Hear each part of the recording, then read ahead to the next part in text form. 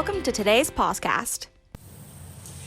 Hi everyone, and thanks for watching us this morning, afternoon, whatever time of day it is. We're here today with the PAWSCAST on happiness. So I'm Dr. Amanda Vandeveer, and I'm joined today by Dr. Ann Murtagh to talk about the importance of seeking true happiness in life. So first of all, can money buy you happiness? Because I really want to try that. That seems like a bucket list thing I want to get on. Well, we all think that, don't we? I bought some Mega Millions tickets last week. Oh, I don't blame you.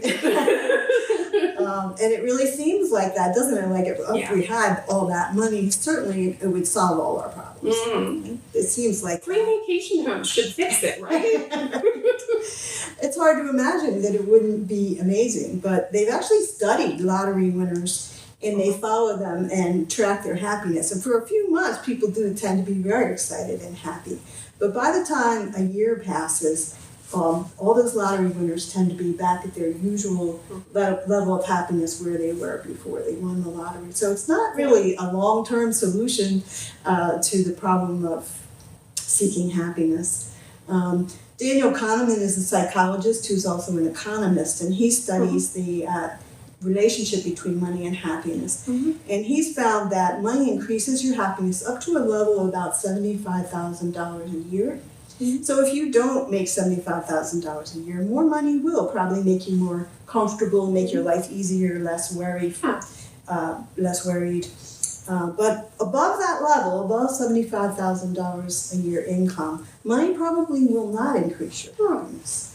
And so that's a mistake that we make, that we all tend to think that that's going to solve the problem, but it really doesn't, not long term. Huh. So just having enough money to live off of and then some extras is the perfect amount of money to make us happy. Yeah. And there's that great saying, no matter where you go, you take yourself with you. So right. Even if you're going to that vacation home in the islands, you're the one going. So yeah, happiness is an internal thing. It really isn't so much about external things. Yeah, I agree with that.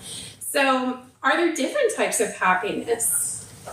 Yeah, I mean, we use the word in different ways. I mean, sometimes when we say happiness, we're thinking of an immediate, momentary experience of joy or pleasure. Uh-huh. And actually, when they study people's everyday happiness, they find that the happiest time in people's day is, any guesses?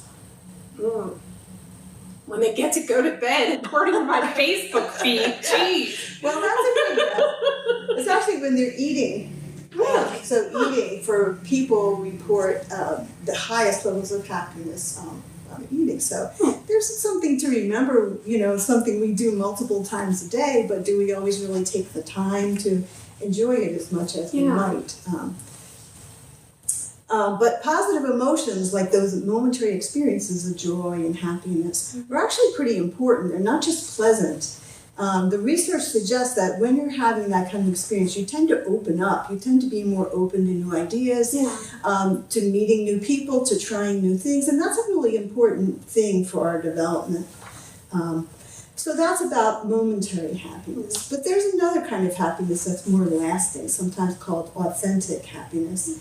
And that's more about feeling satisfied with your life, feeling loved, feeling fulfilled, like you're contributing something to the world. Mm-hmm. So that's a kind of happiness that's more lasting. Okay, that makes sense.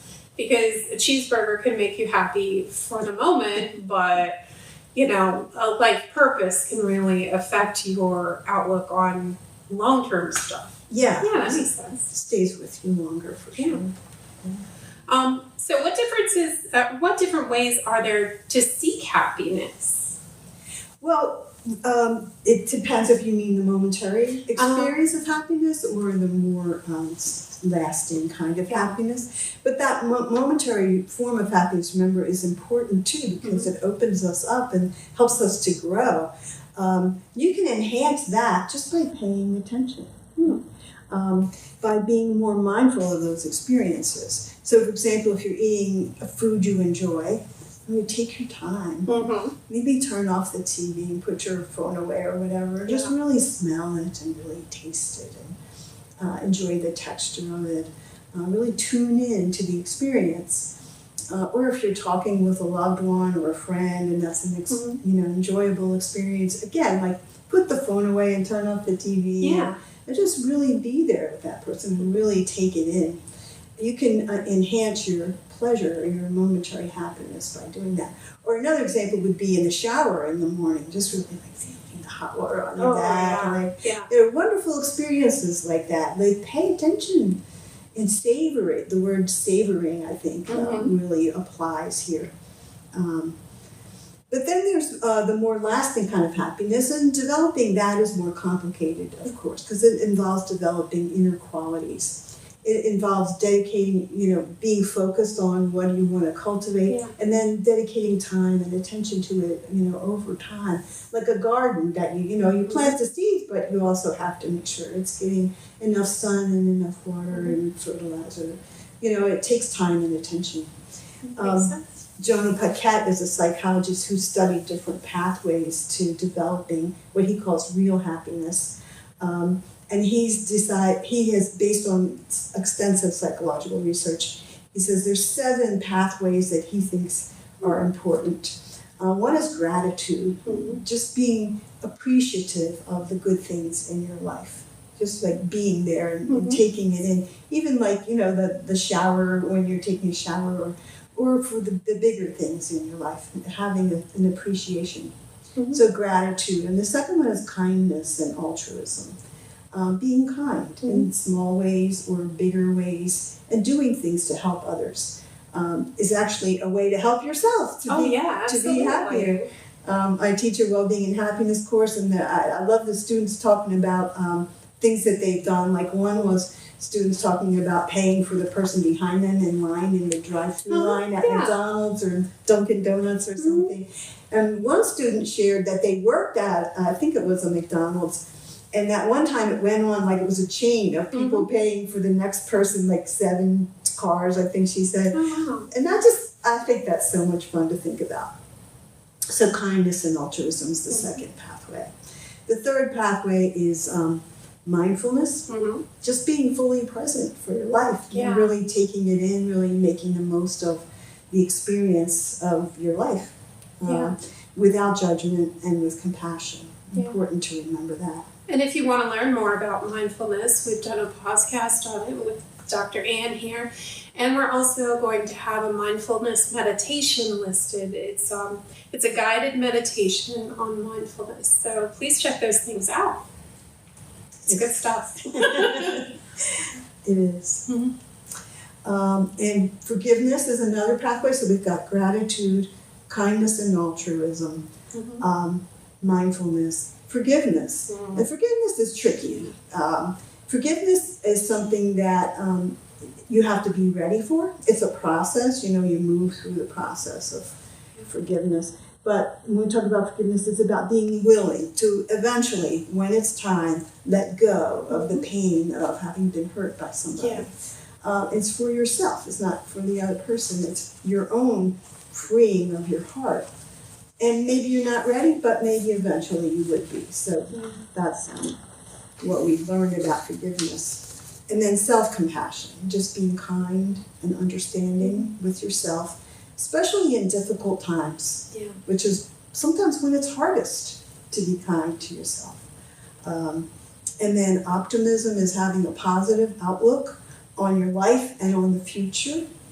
And then connection, close, caring relationships. So gratitude, kindness and altruism, mindfulness, forgiveness, self-compassion, optimism, and connection, close, caring relationships with others. And in the book, Real Happiness, Jonah Paquette is a psychologist. He talks about all these different pathways and the research that supports how helpful they are to us, and also how to develop and cultivate these qualities. Wow. Excuse me, I bet that's a great resource for people to check into. It's just a short little book, but it's full of great information. It makes complete sense the way it's broken down. It makes sense to me. So what are the benefits of being happy? Well, I think this is so interesting. I think one of the most interesting things about that research is the connection between longevity, or how long people live, and happiness. So they've done some fascinating studies where they look at something from a person's young life and then they see how long they live. Like, for example, they looked at all the baseball cards from 1952. I love this study. This sounds fun. And in some of the baseball cards, the men are not smiling at all in their pictures. In some of the pictures, they have a slight smile. And some of the pictures, they have this big, genuine grin on their face. And they found that the men with the big, genuine grin tended to live to be about 80 years old on average, the group. Whereas the people who were not smiling at all only lived to be about 72 years of age. So 8-year difference. And other studies too support the idea that there is an interesting connection between happiness and longevity, and that it may be a life expectancy of about 9 years for the happiest people. 9 additional 9 years. That's a big difference. That's a lot. And I just think that's so interesting. But there's probably a lot of factors there. Yeah. Happiness and well-being are related to your health, to things like liver disease, heart disease, high blood pressure, drug and alcohol problems, and other things as well. We know well those connections between well-being and your, emotional well-being and your health. So, that makes sense that it would also be connected to longevity. There's probably genetics in there too as well. But happy people tend to, besides being physically healthier and living longer, they tend to have a wide network of friends. They tend to do better at work. They tend to even make more money, would you believe? Yeah. And you might think there's that saying, nice guys finish last, but happy people don't tend to finish last. They do well. There was one study where they looked at college freshmen, this was in 2007, and they measured how cheerful they were. So they were the most cheerful college freshmen and the least cheerful college freshmen. And then they followed them after graduation to see how much money they made. And it turned out that the most cheerful college freshmen eventually made $25,000 a year more than the least cheerful college freshman. Wow. Isn't that an interesting study? Yeah, I think you guys need to get some happiness going on there.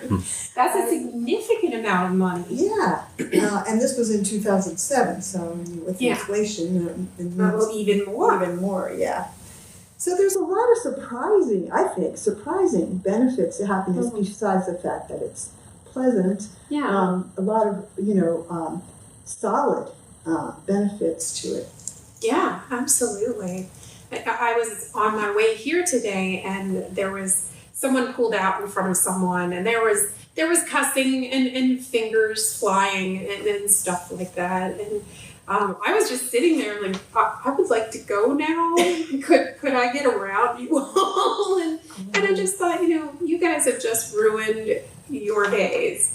And you're going to be thinking about this for the rest of the day, and you're going to be angry, and you're going to be upset, and you're just going to grr all day over this. And I'm just going to go right around that and have a good day, thanks. So, but if you think about the physiological responses there with anger, just the higher heart rate, like all the chemicals that your body starts pumping through, like all of that, it can wear down a body pretty quickly.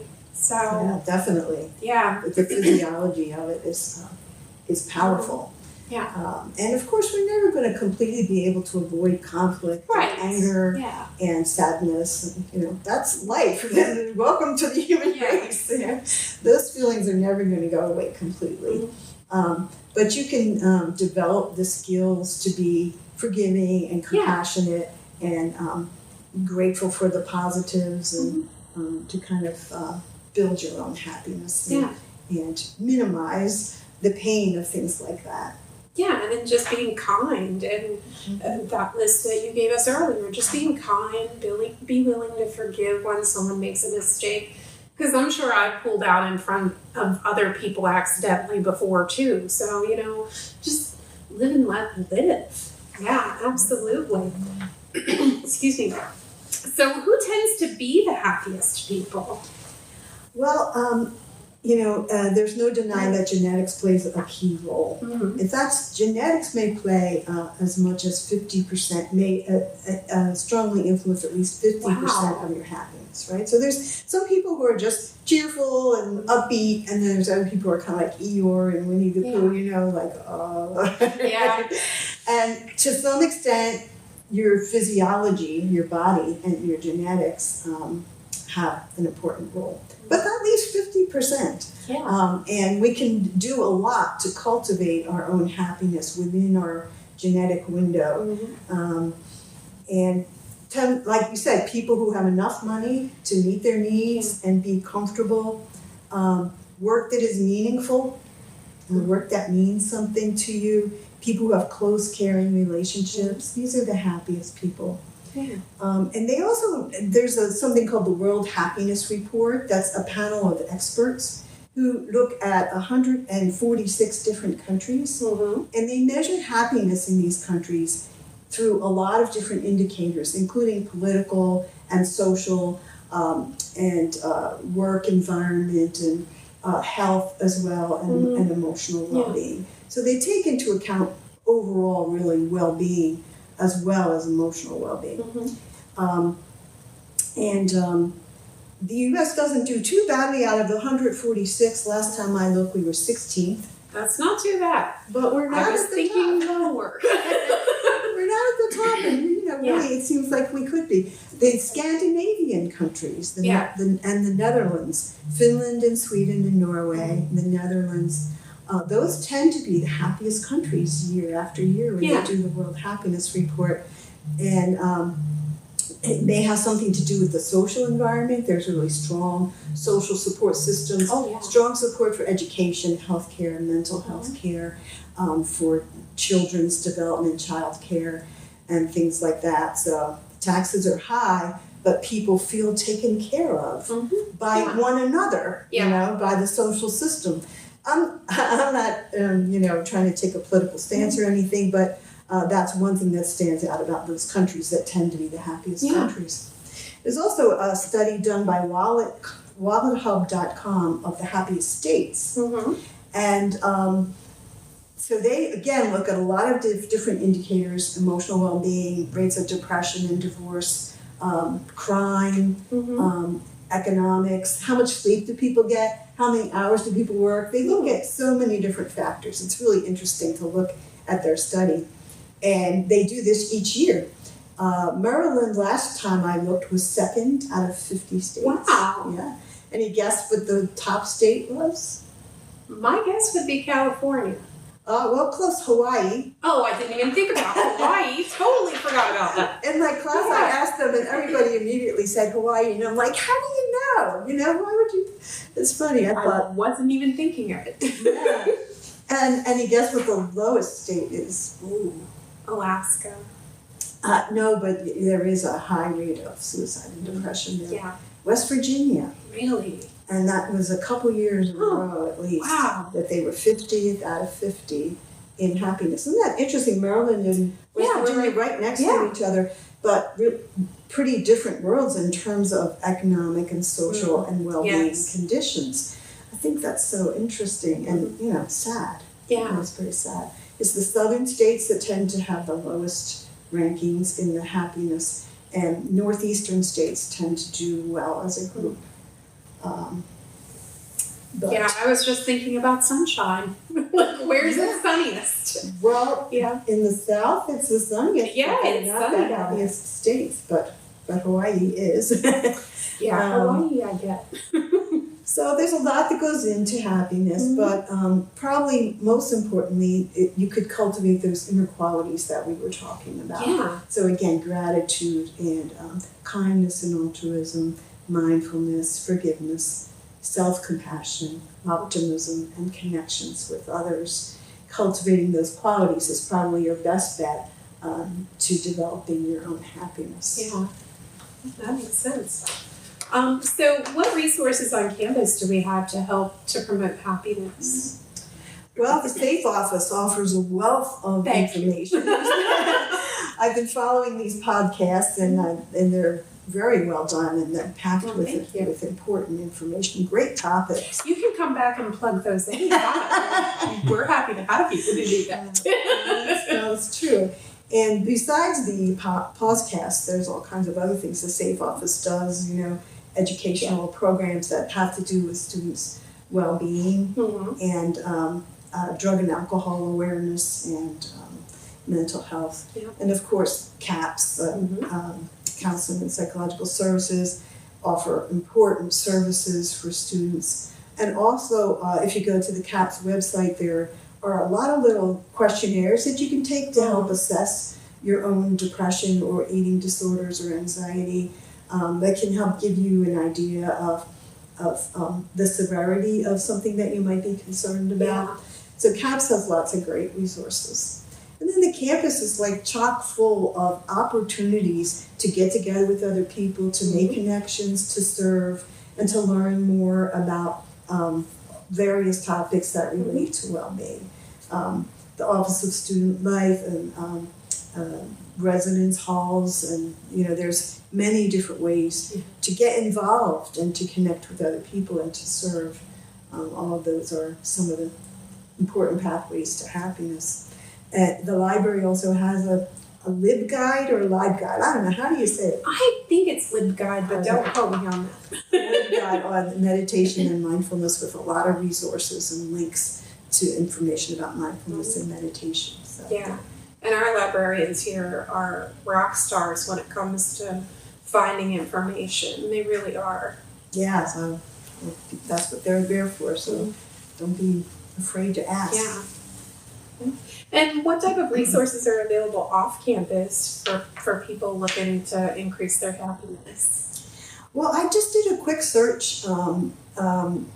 Positive psychology is the part of psychology that focuses on making life better, right? Yeah. What makes life better for people, what builds strong communities, they study happiness, things like that. If you search positive psychology just in Google, there's all kinds of things that come up. One is the Positive Psychology Center at the University of Pennsylvania. That's a good source of information. And they have a link to their Authentic Happiness website, which has lots of resources. Wow. And they also have lots of resources on resilience and on the World Happiness Report. You can find the World Happiness Report that I was talking about that compares countries. You can find a link to that there on the Positive Psychology Center at the University of Pennsylvania. There's positivepsychology.com, which is a .com, so a business, but so much great information about well-being and happiness. And they had a lot of connections on resources too. I think I was on that before. Lots of resources. And also verywellmind.com is also a really good website with lots of great information about well-being. And information about everything. It's wonderful. Every time I'm looking for something, as soon as I see that in the results, I'm like, that one. I haven't explored it too much. I'll have to do some more. It has a lot of good stuff. And a variety of topics. So there's so much out there. There's lots of YouTubes on happiness and mindfulness and meditation. Also, if you just search mindfulness, you'll find so much. There's so much out there. I really like Tara Brach and Jack Kornfield and Pema Chodron, Chodron. Those are my most important teachers. And they have all kinds of guided meditations and information and links to events and stuff on their website. So that's Tara Brach, Jack Kornfield, Pema Chodron. There's a great deal out there. It sounds like. Yeah, you just that's good. Look. That's good. Well, is there anything else you would like to add to our discussion? Just that remember that there's many pathways. If one or two of the pathways don't seem meaningful to you, there's many ways to go. And the thing is to experiment, look around, try different things, and see what works for you. See what builds your own happiness, develop your own plan. And that takes a bit of time and attention. I think it involves deciding that you're worth it. You're worth it, and you deserve to be happy. Yeah, I think that's a really good point. And happiness looks different for different people. Absolutely. Yeah, absolutely. So thank you, Anne, for sharing with us about happiness and for giving us a better blueprint on how to seek happiness. And thank you all for watching the podcast on happiness. We're excited that you watched this and hope you find some good information as to how to be a happier individual. And please check out our other topics, including the mindfulness podcast and the guided mindfulness meditation that we're going to be offering up too. Bye, everybody. Thank you for being a part of our PAWSCAST. This health and wellness podcast is brought to you by the Prevention Center and Peer Education Network at Frostburg State University. If you would like more information about our programs, visit us in PULLEN Hall 109 or call us at 301-687-4761. Or you could also send us an email at safeoffice@frostburg.edu.